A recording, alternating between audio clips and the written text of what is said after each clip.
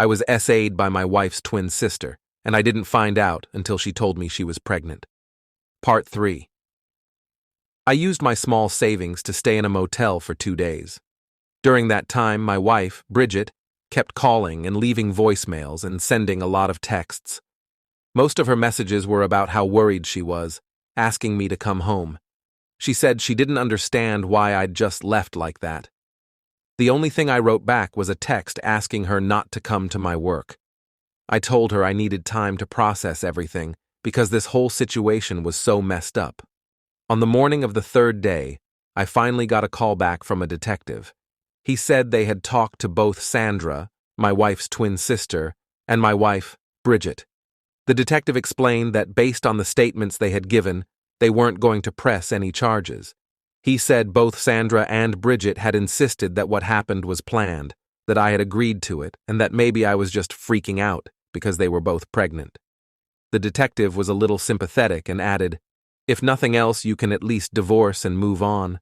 Their story sounds too perfect, and they matched each other's details very closely, but it's basically your word against theirs, and unfortunately, there are 2 of them." I'd had enough at that point and decided to go home. I needed answers about why my wife would take her sister's side and lie to the police.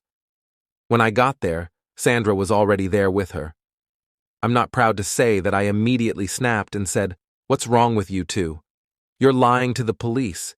You both know what really happened that night." My wife tried to calm me down, saying, Babe, stop. Just come sit." But I wasn't calming down. I shouted, "No, I want her gone, and I want her gone now." That's when Bridget said, "She's not going anywhere. This is what we wanted." I just froze. I stood there, totally shocked and trying to process what she'd said. I finally managed to ask, "You wanted this to happen? Why? Would you want this?" Bridget led me over to the couch, and I noticed that Sandra had left the room.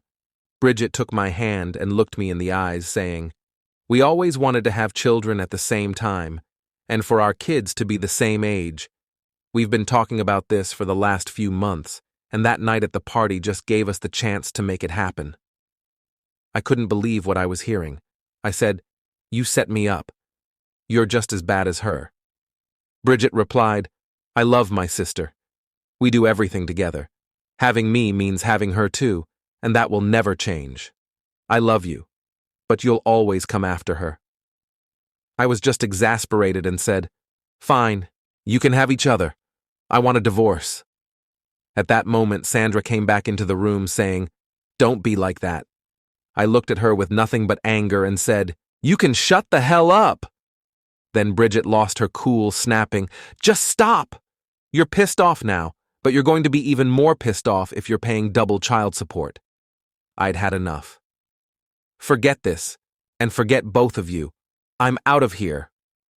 I stormed out of the house and drove straight to a divorce attorney. When I explained everything to him, he listened, and then gave me some hard truths. He said, "I don't think you're going to come out ahead here. Your divorce itself is pretty simple since you don't have any major assets. I could do it for around $3,500 if it goes smoothly. But it's what comes after that's the real issue. It sounds like these two will twist anything their way. If what you're telling me is accurate, they've got you stuck. You're likely looking at paying child support for both kids. Even if we take this to court, I don't see a judge siding with you, especially with those police reports." I left his office feeling totally defeated. I knew I needed more money, and probably a better attorney if I wanted any chance of winning this. I tried talking to my uncles to see if they'd be willing to help. I met with both of them over the next few days, but neither was reassuring. Instead, they just made crude jokes about ménage à trois and told me I should just get over it. When I told one of them that Sandra had taken advantage of me, he mocked me, saying, "What are you, soft? Don't be such a baby. Most men would love to say they slept with twins." Having no other options, I decided to call my dad, hoping that just once he'd act like a father. He hasn't really been there for me since my mom died 10 years ago, but I thought maybe he'd come through this time. But he was just as dismissive. So, feeling defeated, I went back to my house. Bridget and Sandra were both there, and I told them I'd listen. The conversation was them working together to pitch me their grand plan.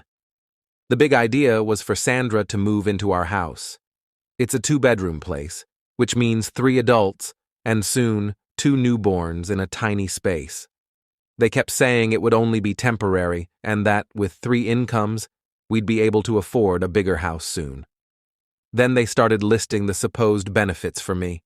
3 parents means more free time, all my kids under one roof, no child support, no custody issues, just one big happy family.